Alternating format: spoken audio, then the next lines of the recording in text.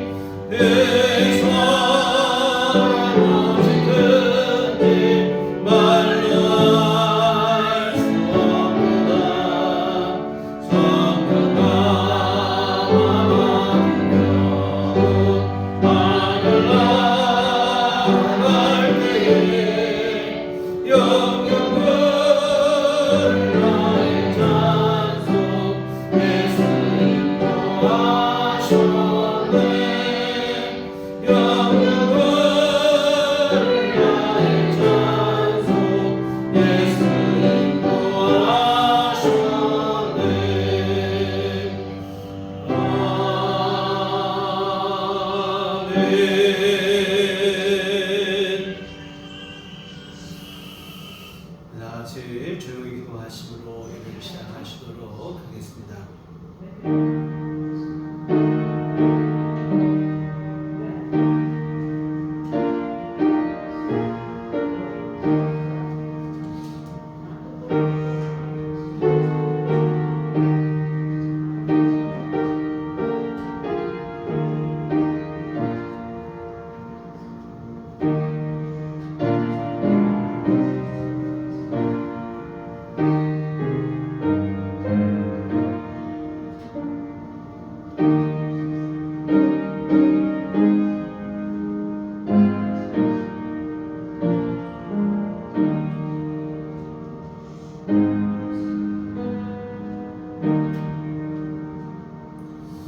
여호와의 산에 오를 자가 누구며 그의 거룩한 곳에 설 자가 누구인가? 또 손이 깨끗하며 마음이 청결하며 뜻을 허탄한 데 두지 아니하며 거짓 맹세하지 아니하는 자로다. 그는 여호와께 복을 받고 구원의 하나님께 의를 얻으리니 이는 여호와를 찾는 족속이요 야곱의 하나님의 얼굴을 구하는 자로다. 아멘.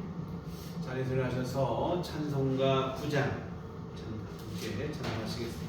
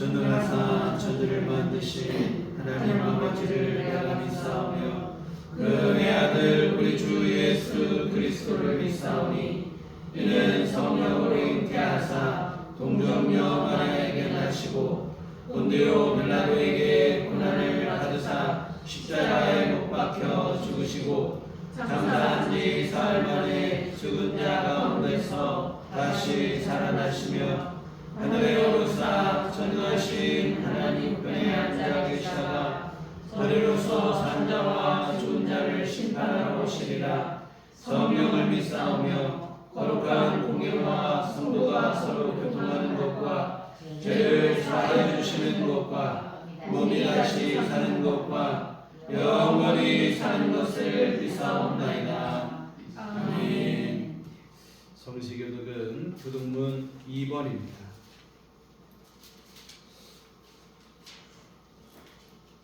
이번 시편 2편 말씀을 함께 들어가시도록 하겠습니다.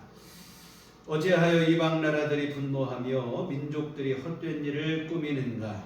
세상 구람들이 나서며 관원들이 서로 꾀하여 여호와와 그의 기름 부음 받은 자를 대적하며 우리가 그대의 내 것을 끊고 그의 결박을 벗어버리자 하는도다. 하늘에 계신 이가 웃으시며 주께서 그들을 비웃으시리로다. 그때의 분을 바라며 진노하사 그들을 놀라게 하여 이르시기를 내가 나의 왕을 내 거룩한 산 시온에 세웠다 하시리로다. 내가 여호와의 명령을 전하노라. 여호와께서 내게 이르시되 너는 내 아들이라. 오늘 내가 너를 낳았도다. 내게 구하라. 내가 이방 나라를 내 유업으로 주리니 내 소유가 땅끝까지 이르리로다. 아멘. 성경은 찬송가 2장입니다.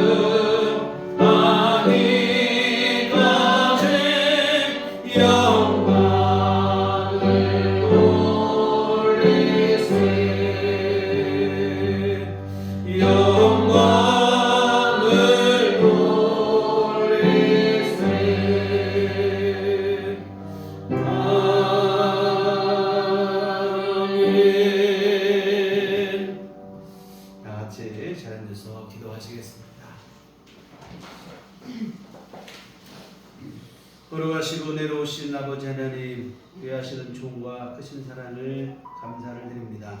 오늘 거룩한 주일을 맞이하게 하시고 우리 주 앞에 나와 함께 예배할 수 있도록 은혜를 주시니 감사를 드립니다. 이 예배로 하나님께 영광 돌리게 하여 주시옵소서. 온 마음과 정성과 뜻을 다하여 주님만 높이는 시간 되게 하여 주시옵소서. 하나님 아버지, 우리 예배를 기뻐 받으시며 또한 이 자리에 주의 은혜를 사모하여 함께 모인 주의 모든 성도들을 주님 기억하시고 충만하신 은혜를 채워 주시옵소서. 하나님 아버지, 지금 우리 민족교회 이 명절 연휴를 보내고 있습니다. 가족을 만나고 또한 오고 가는 길도 있고 소중한 이 시간들을 보내고 있는데 하나님 함께하여 주시어서 오고 가는 길 안전하게 지켜 주시옵시고 만나는 가족들마다 오고 가는 소식이 복되고 좋은 소식이 있도록 주께서 도우시고 함께하여 주시옵소서. 아버지, 새해에도 더욱더 하나님의 은혜와 도우심 안에 우리 온 교우들 가정마다 심령마다 주 은혜로 충만케 하여 주시옵소서. 하나님의 도우심 안에 거하게 하여 주시옵시고 하나님의 선하신 인도와 보호하심 속에 살아가는 귀한 삶이 되도록 도와주시옵소서. 아버지 하나님, 살면서 힘들고 어려운 때도 만나겠으나 아버지 그때마다 우리 기도할 수 있게 하여 주시옵시고 또한 우리 기도할 때마다 주님 때에 맞는 은혜를 아버지 하나님 베풀어 주시어서 모든 어려움도 잘 극복하고 인내하고 오히려 성장과 성숙의 기회를 삼고 만들어가는 우리의 복된 한 해가 되도록 주께서 도와 주시옵소서. 아버지 하나님, 마음에 소원을 두고 구하는 기도들도 있을 것입니다. 주님께서 아버지 역사하여 주시옵시고 하나님께서 모든 기도를 들으시고 응답하시되 우리가 구한 것보다도 우리에게 더 꼭 필요하고 좋은 은혜로 하나님께서 채우시고 함께하여 주시옵소서. 그래야 우리 삶이 주 안에 더욱더 복되게 하시고 하나님의 은혜 속에서 진정한 평강을 누리게 하시고 하늘의 기쁨과 위로가 넘치는 우리의 삶이 되도록 주께서 도우시고 함께해 주시옵소서. 아버지 우리들 교회를 기억하시고 하나님 은혜를 베풀어 주시옵소서. 이곳에 세우실 때 주님의 뜻이 계시어서 세우신 님이 싸우니 이 지역에 있는 죽어가는 영혼을 구원하게 하여 주시옵시고 하나님의 구원의 방주로서의 귀한 사명을 잘 감당하는 교회가 되도록 도와주시옵소서.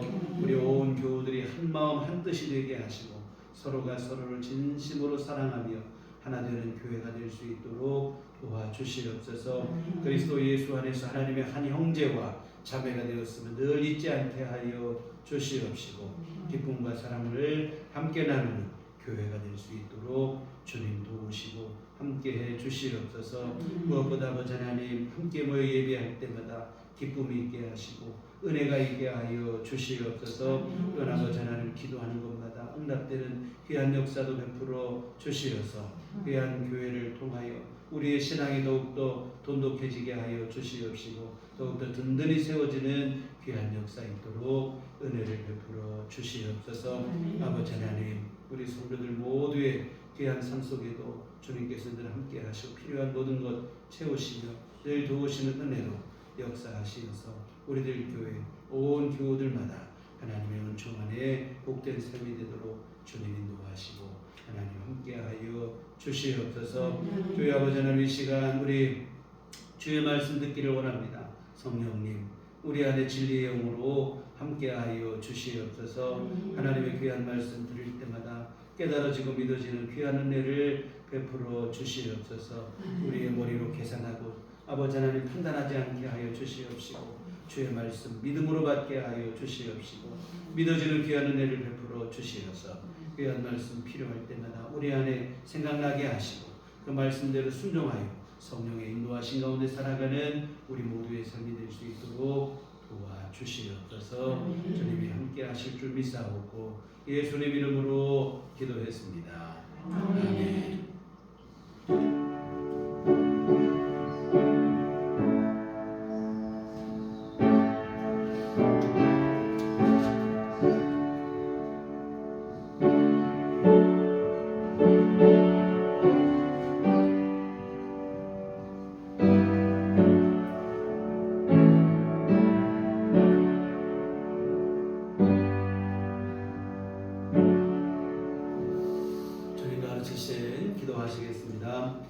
하늘에 계신 우리 아버지여 이름이 거룩히 여김을 받으시오며 나라의 마옵시며 뜻이 하늘에서 이룬 것 같이 땅에서도 이루어지리라.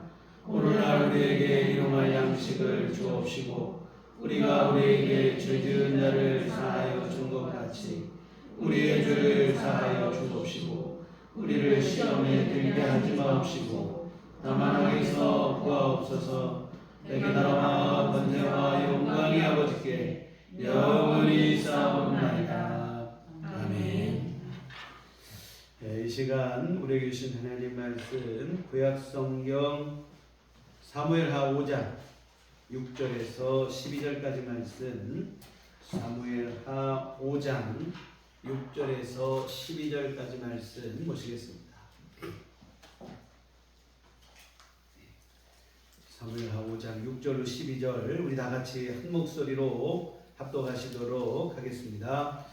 왕과 그의 부하들이 예루살렘으로 가서 그 땅 주인 여부스 사람을 치려하매 그 사람들이 다윗에게 이르되 네가 결코 이리로 들어오지 못하리라. 맹인과 다리 저는 자라도 너를 물리치리라 하니 그들 생각에는 다윗이 이리로 들어오지 못하리라 하니라. 다윗이 시온 산성을 빼앗았으니 이는 다윗 성이더라. 그날에 다윗이 이르기를 누구든지 여부스 사람을 치거든 물 깃는 데로 올라가서 다윗의 마음에 미워하는 다리 저는 사람과 맹인을 치라 하였으므로 속담이 되어 이르기를 맹인과 다리 저는 사람은 집에 들어오지 못하리라 하더라. 다윗이 그 산성에 살면서 다윗성이라 이름하고 다윗이 밀로에서부터 안으로 성을 둘러싸니라. 만군의 하나님 여호와께서 함께 계시니 다윗이 점점 강성하여 하니라.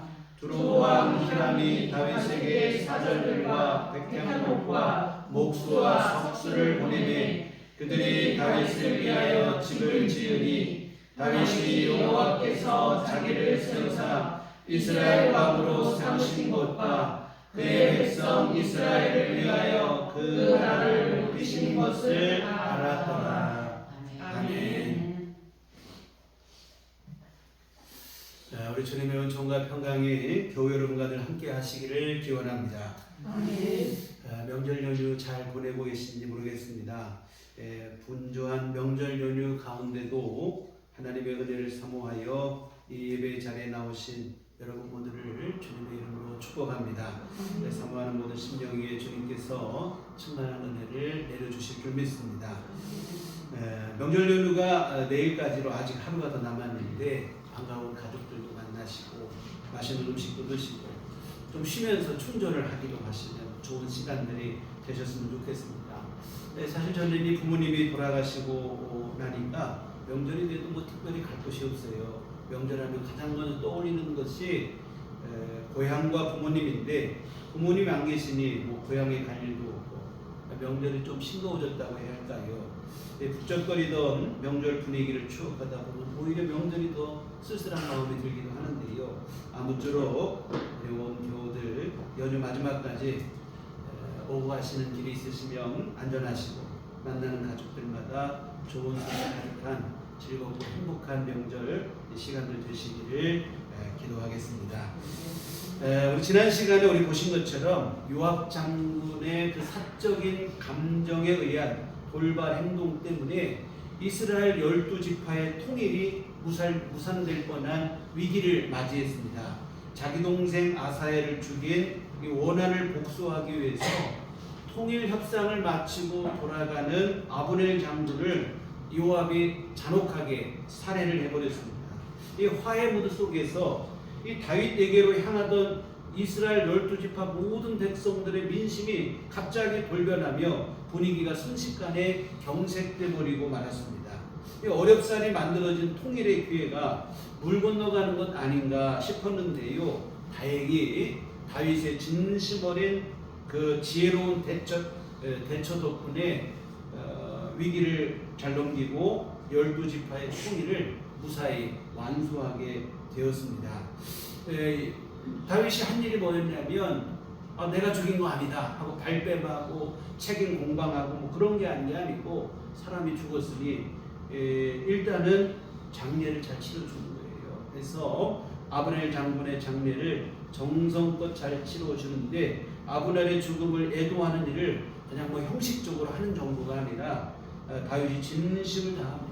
이런 진심 어린 다윗의 그 모습을 보고 비로소 백성들이 다윗이 아브넬 장군을 죽인 게 아니구나 하는 사실을 알게 된 거예요. 그리고 이런 다윗의 진심을 알고 난 다음에 이반되었던 민심이 다윗에게로 다시 되돌아오게 됐습니다. 이와 같은 한 차례 위기가 있었지만 지혜로운 대처로 잘 봉합을 하고 드디어 명실상부한 이스라엘 12지파의 임금으로 다윗이 통일왕국의 임금으로 등극하게 됐습니다. 이게 감격스러운 순간이죠. 여러분들 지난 몇 개월 동안 우리가 함께 살펴보신 내용들을 되돌아보면 참 다윗의 행적이 힘들고 어려워요. 지난하고 험난한 시간의 연속이었습니다. 이 골리앗을 물리치면서 역사의 한복판에 아주 그냥 영광스럽게 등장을 했는데 그 이후에 다윗의 삶은 매 순간 고난입니다. 삶과 죽음의 경계선을 넘나드는 위험천만한 상황의 연속이었다 이 말이죠. 힘들고 어려웠어요. 그러다가 드디어 이 모든 역경을 극복하고 이스라엘의 왕이 되는데 이렇게 왕이 된 이런 영광을 누릴 수 있었던 이유가 있어요. 다른 뭐냐면 다윗이 힘들고 어려운 순간 속에서 편법이나 인간적인 방법이나 술수를 쓰지 않았기 때문입니다. 자기 힘으로 무력으로 할 수 있는 때도 있었지만 무력으로 대응하지 않았어요. 철저하게 오직 믿음으로 대처했습니다.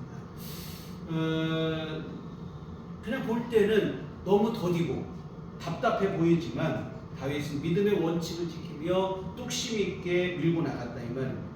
특히 우리가 이미 다 보신 내용인데 사울을 죽일 수 있는 절호의 기회가 2번이나 주어졌지만 다윗은 믿음을 지키기 위해서 그 기회를 스스로 포기합니다. 하나님께서 기름 부어 세우신 왕을 손을 댈 수 없다. 이것은 믿음이 아니라 하나님 앞에 죄가 된다는 믿음의 신념을 목숨을 걸고 지킨 거예요. 그것도 1번이 아니라 2번이나 말입니다. 이 보통 믿음이 아니죠. 그뿐만이 아닙니다. 이 사울 왕이 죽고 난 후에도 똑같아요. 누가 봐도 사울 왕이 죽고 나면 다음은 다윗이 임금이 되겠지, 이런 생각을 가지고 있었습니다. 이런 생각의 분위기가 지배적이에요. 그런데 다윗은 그럼 내가 왕이 되어야지 하고 섣불리 나서지 않아요. 그 순간에도 하나님께 기도합니다.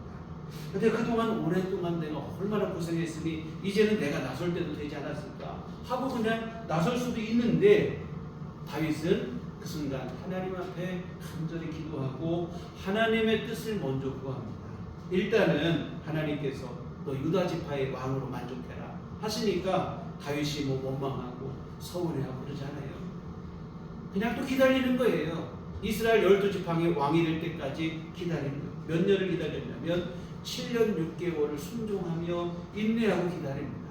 참 우리가 생각할 때 아득한 일이에요. 다윗은 그 힘들고 긴 세월을 무더니도 참고 인내하며 오직 믿음으로 묵묵히 살아낸 것입니다. 그 결과 비난받을 만한 흥결이나 부작용 없이 평화롭게 임금이 될 수 있었던 거예요. 그리고 왕이 되고 난 뒤에도 뒤탈이 없습니다. 사실 여러분 생각해 보세요. 왕조가 바뀐다는 것은 간단한 일이 아니에요. 요즘처럼 몇 년마다 대통령 선거로 뽑는 그런 때가 아니잖아요. 이때는 왕위는 무조건 혈통으로 이어지는 거예요.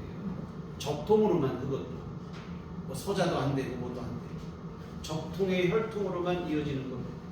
이유를 불문하고 이 원칙을 깨는 것은 반역이고 역모가 되어지는 것입니다.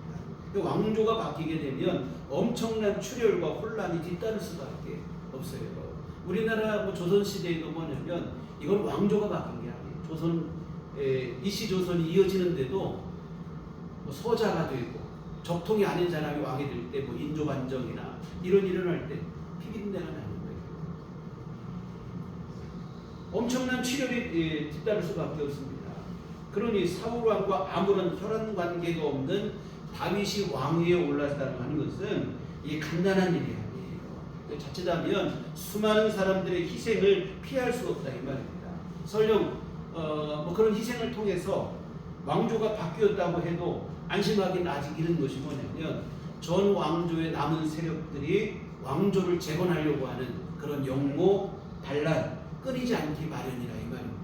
그런데 다윗은 이런 부작용이 없어요.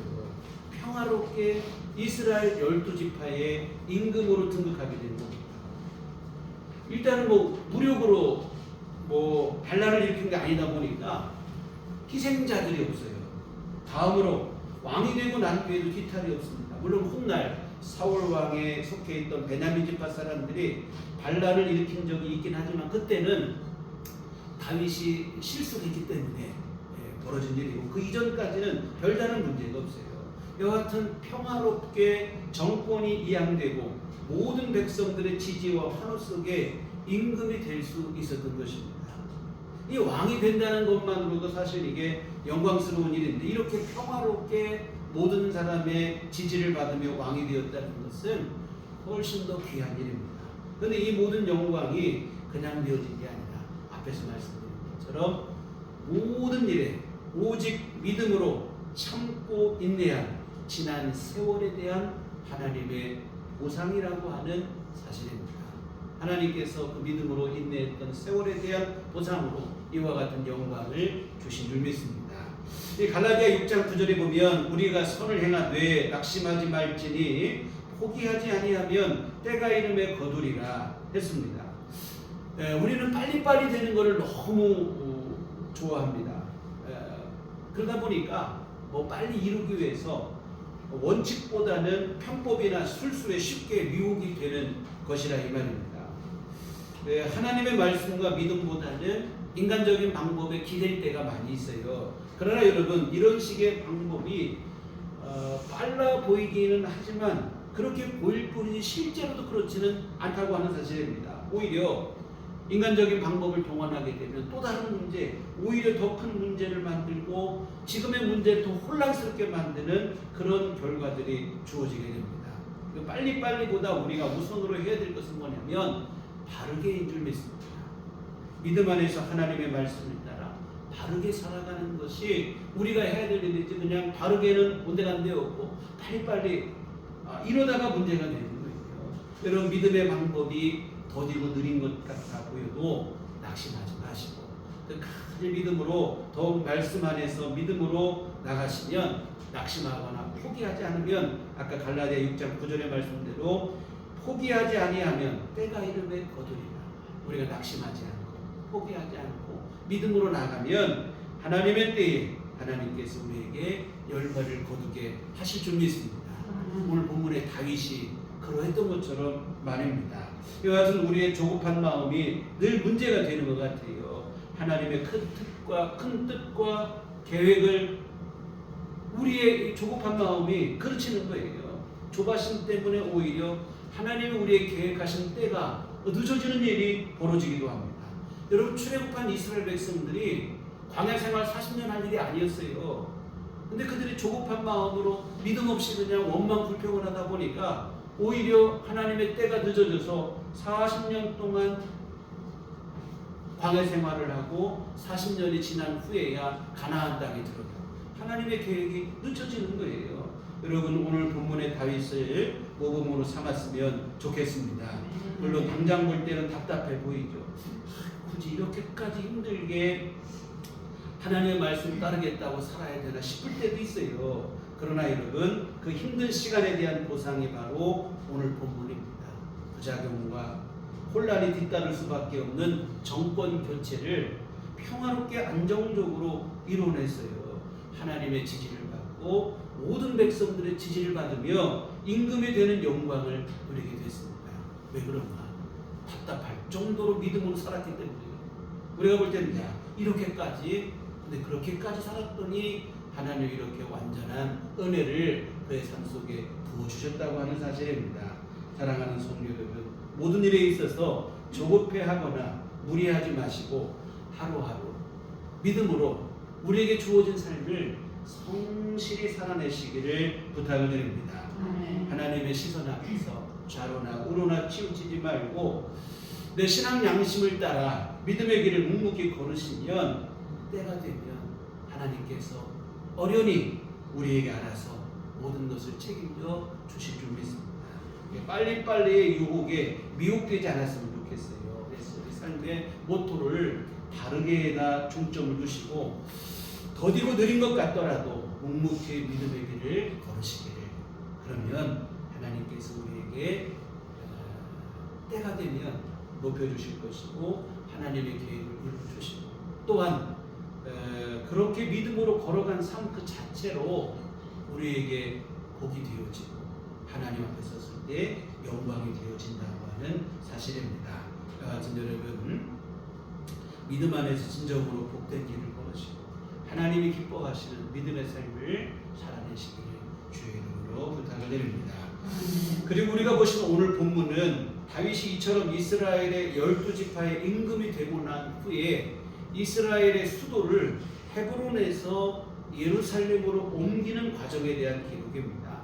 다윗이 유다지파의 왕으로 있었을 때 수도는 헤브론이었어요. 근데 헤브론은 유다지파의 중심지는 될 수 있지만 이스라엘 12지파의 중심지가 되기에는 무리가 있었어요. 왜 그러냐면 지리적으로 너무 남쪽으로 치우쳐 있었기 때문에 그래요. 유다지파가 사실은 좀 남쪽에, 원래 지파 자체가 남쪽에 있는데 헤브론은 유다지파 중에도 남쪽에 있는 도시예요. 그러다 보니까 북쪽에 있는 다른 지파들은 너무 먼 거리가 되어버리는 거라 이 말입니다. 이에 다윗은 12지파, 이스라엘 12지파 모두에게 중심이 될 수 있는 곳으로 수도를 옮길 필요성을 느낀 것입니다. 그리하여 최적의 장소로 낙점된 것이 바로 우리가 잘 알고 있는 예루살렘이다 이 말입니다. 이와 같은 예루살렘은 이처럼 지리적인 이점이 있어요. 모든 지파에게 중심이 될 만한. 근데 이 지리적 이점만 있는 게 아니라 지형적으로도 큰 이점이 있는 도시였습니다. 왜 그러냐면 예루살렘은 사방이 가파른 계곡으로 이루어진 그 위에 세워진 도시입니다. 그러다 보니까 적들이 공격하기가 어려워요. 적들이 공격할 때 그 위에 성에서 가파른 계곡 밑에 통과하고 성을 통과하고 공격하기 어렵죠. 이 방어하기가 용이한 천혜의 요새였습니다. 또한 이렇게 높은 곳에 위치한 도시면 문제가 뭐냐면 물이 없는 게 문제예요. 근데 예루살렘은 기온 샘이라고 하는 풍부한 수량을 자랑하는 샘이 있어요. 식수를 걱정하지 않아도 되는 그런 도시입니다. 근데 문제는 이처럼 지리적으로 지형적으로 여러 이점이 있는데 문제는 뭐냐면 예루살렘이 아직 미정복된 상태였다는 거예요. 사사기에 보시면 출애굽한 이스라엘 백성들이 여호수아의 영도하에 가나안 정복 전투를 합니다. 가나안 땅을 하나님 주신다고 했다고 해서 그 땅이 빈 땅이 아니라 거기에 가나안 7족속들이 살고 있었어요. 그 땅을 전쟁을 통해서 얻는 것인데 여하튼 그 전쟁은 또 자기 힘으로 하는 게 아니라 믿음으로 하는 전쟁이었는데 근데 문제는 뭐냐면 이스라엘 백성들이 가나안 땅 전체를 점령하지 못했다는 거예요. 곳곳에 조금하게 남겨둔 곳들이 있었어요. 정복하지 못한 땅들이 있었는데 그 중에 하나가 바로 뭐냐면 예루살렘이었습니다. 사사시대 또 그리고 사울왕 때까지 한 400년 정도의 세월이 흐르는 동안 그 땅을 정복하지를 못한 거예요. 여전히 여부수 족속의 소유로 남아 있었던 것인데 방금 말씀드린 그 지형적 이점 때문에 가능했던 일일 거예요. 여하튼 예루살렘은 그 정도로 공략하기 어려운 난공불락의 성이었던 것입니다. 그런데 다윗은 이런 예루살렘으로 수도를 낙점을 하고 군사를 일으켜서 전쟁을 일으킨 것입니다. 근데 여부수 족속이 다윗과 그 군대를 가소롭게 여기면서 조롱을 일삼는 거예요. 오늘 보면 6절에 보면 왕과 그의 부하들이 예루살렘으로 가서 그 땅 중에 여부수 사람을 치려하며 그 사람들이 다윗에게 이르되 네가 결코 이리로 들어오지 못하리라 맹인과 다리 저는 자라도 너를 물리치리라 하니 그들 생각에는 다윗이 이리로 들어오지 못하리라 함이나. 뭐냐면 너희가 아무리 군사를 일으켜도 우리를 이기지 못할 것이다 하면서 뭐라고 하냐면 맹인과 다리 저는 자만 있어도 너희를 충분히 우리는 물리칠 수 있다. 이렇게 비웃는 거예요. 너희 아무리 큰 군사하고 무기를 갖고 와도 소용없다. 우리 측에는 맹인과 다리 저는 사람만 나가도 얼마든지 너희를 물리칠 수 있다. 이런 자신감이 어디서 나오는가? 바로 앞에서 말씀드린 것처럼 지형적인 그 이점 때문에 그래요. 이와 같은 여부수 족속의 입장에서 볼 때는 이스라엘이 가나안 땅에 들어온 지 지금 400년이 됐어요. 그런데 그 400년 세월 동안 한 번도 이스라엘 백성들이 이 예루살렘을 정복하지 못했어요. 빼앗긴 적이 없어요. 그러다 보니까 여부수 사람들은 뭐냐면 다윗 군대도 마찬가지겠지 그런 생각을 하는 거예요. 여하튼 뭐냐면 너희가 아무리 군사를 일으켜도 우리는 천혜의 요새 속에 있다 보니까 우리를 너희가 절대로 이기지 못할 것이라 이런 생각을 가지고 있어요. 그런데 다윗은 그 난공불락의 성 예루살렘을 함락하고 마는데요. 여러분 누구도 공격하지 못할 정도 천의 요새로 난공불락의 성인 줄 알았더니 이 예루살렘에도 약점이 아예 없는 게 아니었어요. 오늘 8절에 보시면 그날에 다윗이 이르기를 누구든지 여부수 사람을 치거든 물 깃는 대로 올라가서 이렇게 되어 있어요. 물 깃는 대로 올라가라 이렇게 되어 있는데 완전하고 완벽할 것 같았지만 예루살렘 성에도 약점이 있어요. 바로 이 물 깃는 데라 이 말입니다. 이곳이 바로 예루살렘 성의 약점인데 물 깃는 데가 그러면 어떤 곳인가 싶으신데요. 아까 여러분 예루살렘에는 기온샘이라고 하는 충분한 수량을 자랑하는 샘이 있다고 그랬어요. 그런데 여러분 예루살렘의 지형을 이해를 잘 하셔야 돼요. 아까 말한 것처럼 예루살렘은 이렇게 사방이 다 가파른 계곡으로 이루어진 위에 언덕 위에 있는 도시입니다. 이 가파른 계곡이 있고 여기에 성벽을 쌓아서 이제 성 안에 사람이 살아요. 근데 기온샘이 어디에 있었냐면 성 안에 있으면 좋은데 기온샘은 성 밖에 있어요. 이 계곡 밑에 기온샘이 있어요. 요 물을 갖다 쓰는데 전쟁 시가 아니라면 아무 상관없어요. 성 밖에 나가서 물을 길어다 먹으면 되니까. 근데 전쟁 때는 물 길어 성 밖에 나갈 수가 없어요. 왜? 적의 공격에 노출이 되니까. 그래서 생각한 게 뭐였냐면 성 밖에 있는 기온샘물을 성 안으로 끌어와야 됩니다. 성 안으로 뭐 물을 거슬러 올라가게 끌어올릴 수는 없잖아요. 요즘처럼 모터가 있으면 그렇게 하겠지만 생각이 뭐냐면 수직으로 불을 판 거예요. 수평으로. 기온샘에서 지하 수로를 파가지고 성 안쪽으로 끌고 들어와요. 그리고는 성 안에서는 요 밑이니까 수직으로 갱도를 파가지고 물을 길어 쓰는 거예요. 거기다가. 이게 물 기는 데가 바로 거기에요. 그래서 바로 뭐냐면 다윗은 예루살렘 성을 뭐 가파른 계곡을 올라가서 성벽을 넘어서 공격이 어렵거든요. 생각하는 게 뭐냐면 이 수직으로 되어 있는 갱도, 수평으로 되어 있는 지하 수로 여기를 이용해서 군사들을 진입을 시킨 거라 이 말입니다. 그래서 아까 말한 것처럼 물 깃는 데로 올라가서 이렇게 되어 있는데 그 물 깃는 데를 통해서 군사들을 침입을 시켰어요. 그런데 사실은 오늘 본문 이 8절에 물 깃는 데라고 하는 이 부분 때문에 상당 기간 본문의 기록이 의심을 받았던 적이 있어요. 왜 그러냐면 예루살렘 성을 지금 가보면 물 깃는 데가 없거든요. 왜 그러냐면 오랜 세월 동안 퇴적작용이 진행되다 보니까 쌓여가지고 모든 것이 그냥 다 묻혀버리고 말았다 이 말입니다. 그러다 보니까 본문의 기록 거짓말이다. 꾸며낸 얘기다. 사람들이 성경을 의심했던 거예요. 그런데 여러분 유물 발굴단에 의해서 이곳이 발굴이 됐어요. 1886년에 시크라고 하는 사람에 의해서 이 존재가 확인이 되고 1967년 워렌이라는 사람에 의해서 완벽하게 발굴이 됐어요. 물 깃는 데가 지금은 다 쌓였던 흙을 다 걷어내고 발굴이 됐어요. 그리고 뿐만 아니라 실로암 연못에서 기온샘까지 또 이렇게 지하 수로가 연결이 됐어요. 이게 히스기야 왕이 수로를 팠다는 성경이 있어요. 히스기야 터널이 이것도 또 발굴이 돼서 지금도 다 확인이 됐습니다. 그래서 성경의 기록이 거짓이 없는 분명한 사실이 다시 한번 이처럼 유적 발굴에 의해서 증명이 된 것인데요. 여하튼 다윗은 난공불락의 예루살렘 성읍의 유일한 약점이었던 물 기는 것을 발판으로 삼아서 공격을 해서 성을 함락하게 됩니다.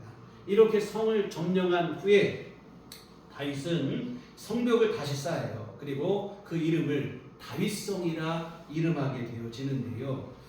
여하튼 12지파의 왕이 되고 나라의 수도가 된 도시도 건설이 되고 나라의 기틀을 마련하게 된 것입니다. 여하튼 그동안 험난한 길만 걷던 다윗인데 드디어 모든 일들이 순조롭게 진행이 됩니다.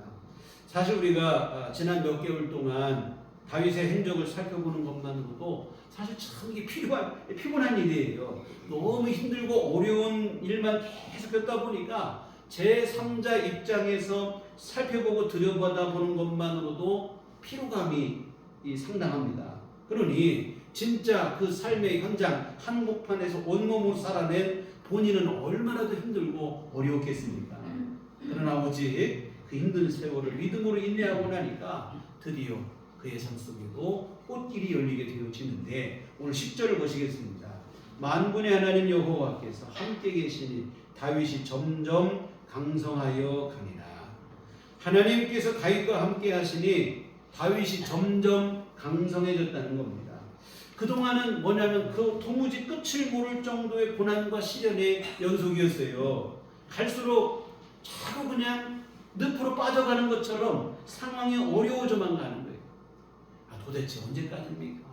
이런 탄식이 저로 나올 수밖에 없는 그런 상황의 연속이었는데 근데 이제는 이런 일들이 역전이 되는 거예요. 이제는 갈수록 점점 더 강성해지는 겁니다. 하나님께서 그를 더욱더 복을 주시는 것이고 하나님께서 그를 더 완전하게 해주시는 은혜를 베풀어 주신 줄 믿습니다. 이 모든 것이 바로 하나님의 은혜죠. 다윗 스스로의 힘으로 된 게 아니라 하나님께서 그렇게 해주셨어요. 하나님의 은혜입니다. 그리고 다윗도 이 모든 일들이 하나님의 은혜라는 사실을 잘 알아요. 오늘 12절에 보면 다윗이 여호와께서 자기를 세우사 이스라엘 왕으로 삼으신 것과 그의 백성 이스라엘을 위하여 그 나라를 높이신 것을 알았더라. 이렇게 되어 있습니다.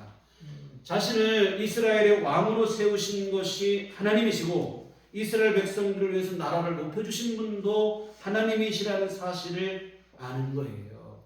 자칫하다 보면 우리가 승리와 영광의 순간에 교만에 도취되는 우를 범하기 십상입니다. 고난과 시련과 어려움을 어떻게 믿음으로 잘 이겨내다가 정작 승리의 순간 교만해져서 스스로 넘어지는 경우들을 자주 보게 됩니다. 성경에 그런 인물들이 많이 있어요. 근데 다윗은 이 승리의 순간에도 여전히 겸손함을 유지하고 있어요. 교만한 마음에 빠지지 않습니다. 자신이 온 이스라엘의 왕이 되고 이 나라가 온 백성들 가운데 든든히 세워져 가는 것은 자기 힘으로 된 것이 아니라는 사실을 정확하게 알아요. 하나님께서 베푸신 일이고 하나님이 하신 일이라는 것을 알고 있습니다. 그리고 이 안다는 것도 그냥 머리로만 아는 정도가 아니에요. 그냥 우리 입에 발린 소리로 하나님은 내죠. 이렇게 고백하는 정도가 아닙니다. 진심으로 하나님의 은혜임을 믿는 거예요. 오늘 본문 12절 말미에 보면 알았더라 하겠네. 알았더라. 이 알았더라는 말의 원문은 야다라고 하는 히브리어인데요. 단순히 머리로 아는 지식적인 알을 말하는 게 아닙니다. 체험과 경험을 통해서 알았다는 뜻이에요. 우리가 여러분 사람을 처음 볼 때 그냥 뭐 이름만 알고 있고 첫인상으로 알고 있고 이런 정도는 그 사람을 진짜 아는 게 아니에요. 어떤 사람들은 그 사람의 좋은 점을 통해서 그 사람 내가 보니까 진짜 좋은 사람을 알았다. 또 어떤 사람은 잘못하고 사기를 당해서 나쁜 사람이면 내가 알았다. 이런 말 하잖아요. 그때 알았다는 건 뭡니까? 체험과 경험을 통해 진짜로 아는 거예요. 근데 오늘 본문에 알았다는 것은 바로 이 후자를 말해요. 이게 그냥 머리로 단순히 아는 것을 말하는 게 아니고 진심으로 알았다는 거예요. 경험과 체험을 통해서 알았다. 정확하고 분명하게 알았다. 여러분, 이게 바로 다윗의 믿음입니다. 진심 어린 겸손이에요. 어려울 때는 하나님을 찾고 구하다가도 뭔가 조금 된다 싶으면 언제 그랬냐는 듯이 교만해지는 것이 타락한 육신의 본성인데 다윗은 이 승리의 순간에도 교만에 젖어들지 않고 하나님의 은혜임을 더 분명히 깨닫고 알고 있습니다. 그래서 이 모든 일들이 내가 한 거 아니라 하나님이 나에게 주신 은혜라 하는 것을 정확하게 알고 하나님께 더욱더 감사하고 그 은혜를 소중히 여기는 거예요. 이 사실을 우리가 확인할 수 있는 게 바로 뭐냐면 사무엘하 6장이에요. 우리 다음 시간에 보실 내용인데요. 이 법궤를 예루살렘 성으로 모셔오는 다윗의 열심을 통해서 알 수 있어요. 여러분, 나라가 통일이 됐어요. 그래서 통일된 그 나라의 왕이 됐습니다. 수도가 정해지고 나라는 점점 갈수록 강성해지고 있어요. 그런데 이때에 다윗이 뭐가 문제가 있어요? 아무 문제 없잖아요. 나라가 든든해지고 통일되고 자기는 임금이 되고 갈수록 힘이 세지고 다윗이 뭐 부족할 게 없죠. 근데 그 순간 다윗이 한 일이 뭐냐면 하나님의 법궤를 예루살렘 성읍으로 모셔오는 일을 했다 이 말입니다. 이게 무슨 뜻인가 하면 나라가 안정이 되고 내가 임금이 되고 힘이 더욱더 강력해진다 해서 다 된 것이 아니라는 거예요. 아무리 그래도 하나님이 함께 하시지 않으면 아무 소용없다. 하나님이 함께 하셔야 된다. 이런 뜻입니다. 그래서 아무리 나라가 통일되고 안정이 돼도 하나님이 함께 하시지 않으면 허사라는 거예요. 반드시 하나님께서 함께 하셔야 된다. 그래서 다윗이 이스라엘의 임금이 되고 수도를 예루살렘으로 정하고 맨 처음으로 한 일이 뭐냐면 하나님의 법궤를 예루살렘 성으로 모셔오는 그 일을 했다고 하는 사실입니다. 이와 같은 다윗은 모든 것이 완전해지고 온전해지고 든든해진 그 순간에 교만에 빠질 수도 있지만 그러지 않고 더욱더 겸손히 하나님을 의지하는 겁니다. 사랑하는 성도 여러분, 늘 드리는 말씀인데요. 하나님의 은혜로 사는 인생을 잊지 않으셨으면 좋겠습니다. 아멘. 내 힘으로, 내 능력으로, 내 지혜로 뭐 살아가고 나 이것만 있으면 될 것 같고 여러분 그럴 것 같지만 그렇습니까? 아니라 이 말이에요. 오늘 우리가 살아가는 삶의 원동력은 하나님의 은총임을 잊지 마시기를 부탁을 드립니다. 하나님의 은혜를 정확하게 알고 그 은혜를 감사하시고 그 은혜를 소중히 여기시며 그 은혜를 날마다 더욱더 의지하는 삶을, 신뢰하는 삶을 살아가셔야 됩니다. 이게 바로 신앙인의 평생의 과업이라고 생각을 해요. 여기서 많은 경우 넘어지는 거예요. 내 공로와 자기의를 자꾸 드러내는 거예요. 여러분 이보다 더 위험한 일이 없어요. 신앙 안에서 가장 큰 병이 있다고 하면 영적 교만입니다. 은혜를 잊어버리고 우쭐거리며 자기가 다 한 줄 착각하는 거예요. 여러분 어디 그렇습니까? 우리가 이 땅에 존재하는 것부터가 하나님의 은총 덕분입니다. 죄에서 구원받은 것은 더 많을 것도 없고 하루하루 우리 살아가는 것도 하나님께서 우리에게 생명을 주시고 건강을 주시고 은혜를 주시기 때문에 우리가 살아가는 거예요. 내 힘으로 다 하고 살아가는 것 같지만 어디 그렇냐 이 말입니다. 근데 인생이 어리석다 보니까 이걸 잘 깨닫지 못해요. 언제 깨닫냐? 비로소 한계 상황에 이르러서야 비로소 이 사실을 깨닫는 거예요. 내 힘만으로 안 된다는 것을 그제서야 깨달아요. 그런데 안타까운 것은 그런 한계 상황을 또 하나님의 은혜로 이기고 나면 언제 그랬냐는 또 잊어버리는 거예요. 하나님의 은혜를 또 잊어버리고는 교만에 빠지고 내 힘으로 다 되는 착각하고 살아가요. 사랑하는 여러분, 오늘 본문의 다윗을 모범으로 삼으시기를 주의 이름으로 부탁을 드립니다. 우리가 지금까지 살펴본 것처럼 다윗은 언제나 하나님을 의지하며 믿음으로 살았습니다. 오랜 세월 동안 모든 어려움과 시험을 겪었지만 오직 믿음으로 인내하고 그리고 드디어 승리의 영광을 누리게 되었지요. 그 순간에도 많은 이들이 교만의 발목 잡히는 그 순간인데 오히려 다윗은 그 순간에도 계속해서 여전히 하나님만 의지하고 겸손한 믿음으로 나아가고 있다고 하는 사실입니다. 여러분 오늘 우리의 신앙생활도 이러했으면 좋겠습니다. 하나님의 은혜를 알고 그 은혜를 감사하시고 계속해서 하나님의 은혜를 의지하는 삶을 되셨으면 좋겠습니다. 근데 불쑥불쑥 우리 안에 나도 모르게 그냥 막 교만한 마음이 일어난다 이 말이에요. 그때 여러분 이 교만한 생각을 초라도 용납하지 마시기를 부탁을 드립니다. 사실 신앙생활은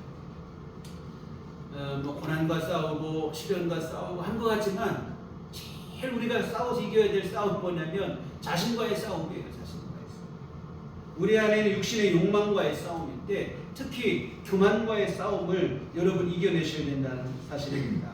타락한 육신의 본성이라고 하는 것은 뭐냐면 겉으로는 겸손한 척해요. 속으로 은근히 교만을 즐기는 거예요.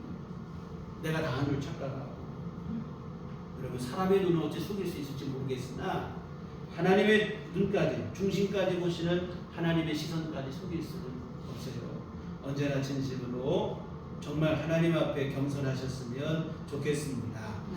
네, 하나님의 은혜 아니면 살 수 없다는 그 사실을 명심하며 늘 주님의 은혜를 구하시고 하나님의 은혜와 도우심을 의지하며 살아가시고 날마다 또한 우리 삶 속에 부어주시는 주님의 은혜를 늘 감사하시는 그런 삶이 되시기를 여하튼 언제나 변함없는 신실한 믿음으로 하나님의 은총 안에 거하시는 우리들 교회 온 교우들 되시기를 주님의 이름으로 축원합니다. 기도하시겠습니다. 하나님 아버지 정말 오늘 다윗처럼 골로리 안에도 겸손한 믿음이 있게 하여 주시옵소서. 연약한 인생임에도 불구하고 스스로를 너무 과신하고 살아갈 때가 많이 있습니다.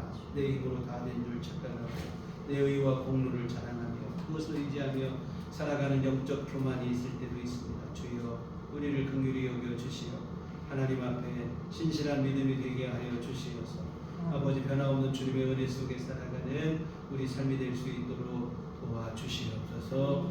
예수님 이름으로 기도했습니다. 아멘. 찬송가 우리 391장 찬송가 391장 찬송하시겠습니다.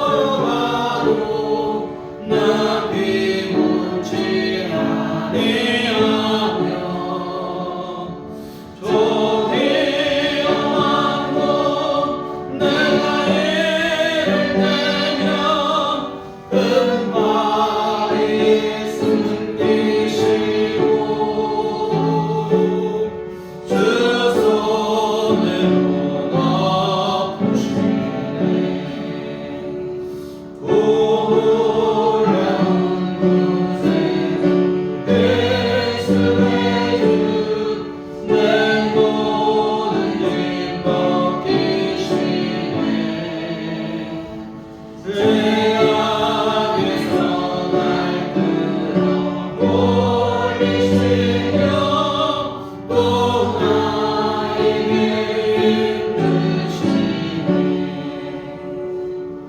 메마른 땅을 종일 걸어가도 나 피곤치 아니하며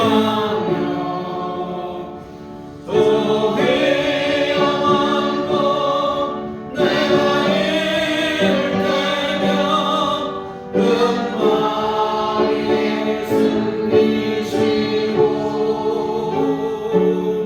그 손으로 덮으시니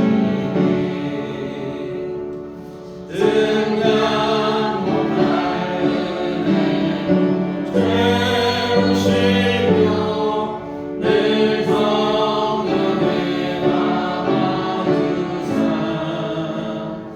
은기쁜 은총이 찬양으로 내 믿음을 도우시니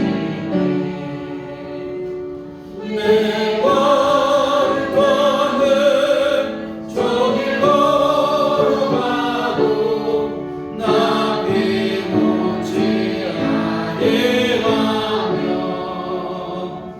또 위험한 곳 내가 이를 때면 금방에 숨기시고 그 손으로 덮으시니 그 예수님 공주는 내가 실패 나 일어나가지하리 그 구원의 은총 노래하리 저 천군과 천사 함께 메마른 땅을 종일 걸어가도 나 피곤치 아니하며 또 위험한 곳 내가 이를 때면 금방에 숨기시고 주 손으로 덮으시니 아멘. 같이 본문을 하시겠습니다. 하나님 아버지 크시는 총과 사랑을 감사합니다. 주님 앞에 이 모든 은혜 감사하며 이 헌금을 드립니다. 아버지 기뻐 받아 주시옵소서. 아버지 하나님 복리를 주시어 하나님의 선한 역사 이루게 하여 주시옵소서. 아버지 하나님 오늘도 마음과 뜻과 정성을 다해 주님을 예배하고 주 앞에 헌금을 하고 하나님 앞에 영광을 돌린 모든 손길들을 기억하여 주시옵소서.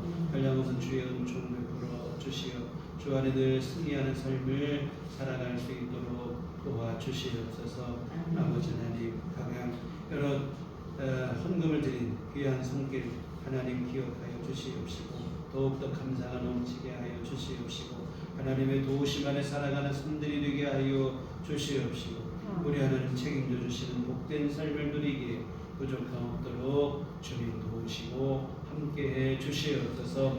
아버지 하나님 특별히 새해 더욱더 우리 모두 여유간의 강건함 누리게 하여 주시옵소서. 아버지 하나님 주님 주시는 귀한 우리 속에 믿음이 더욱더 자라게 하여 주시옵시고 또한 아버지 하나님 귀한 돌보심 안에 건강함 누리게 하여 주시옵시며 하는 모든 범사가 주 안에 복되게 하여 주시어서 하나님의 도우심 안에서 풍성한 삶을 누릴 수 있도록 주님 도우시고 함께해 주시옵소서. 우리 온 교들 가정마다 10년마다 하나님께서 늘 눈동자와 같이 보호하여 주시옵시고 하나님의 귀한 은혜를 베풀어 주시옵소서.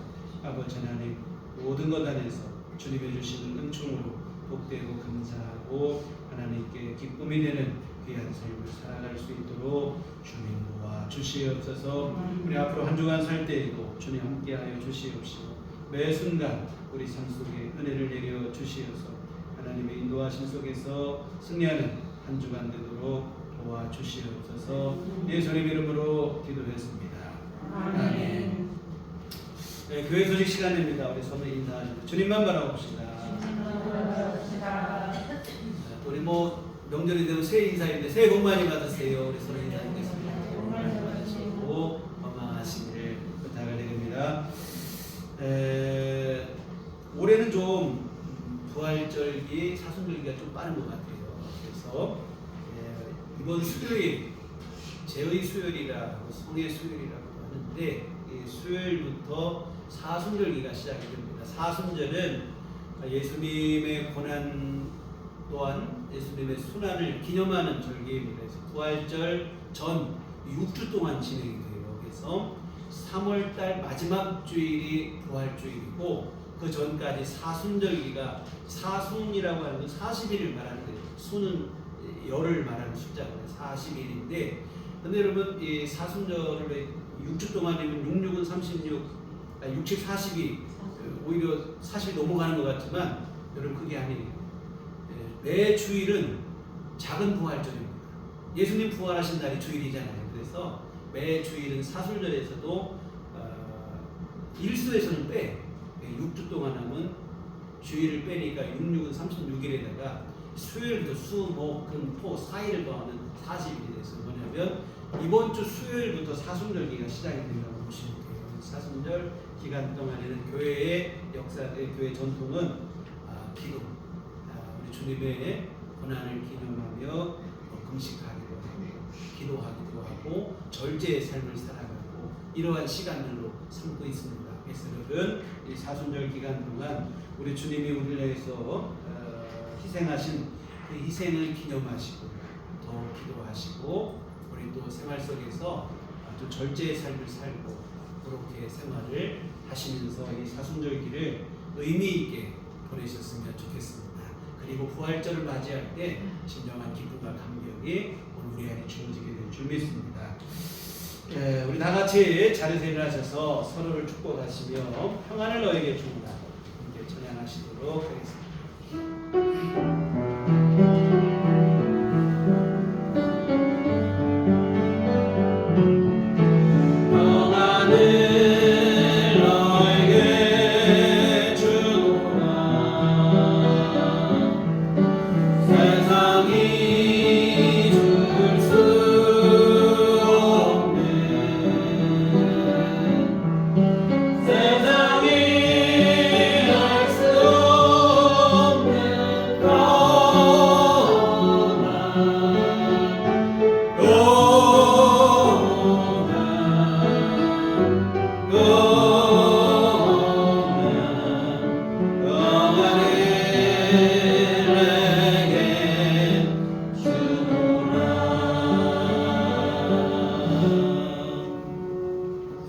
오직 성령이 너희에게 임하시면 너희가 권능을 받고 예루살렘과 본유대와 사마리아와 땅끝까지 이르러 내 증인이 되리라. 우리가 주의 증인이 되겠습니다.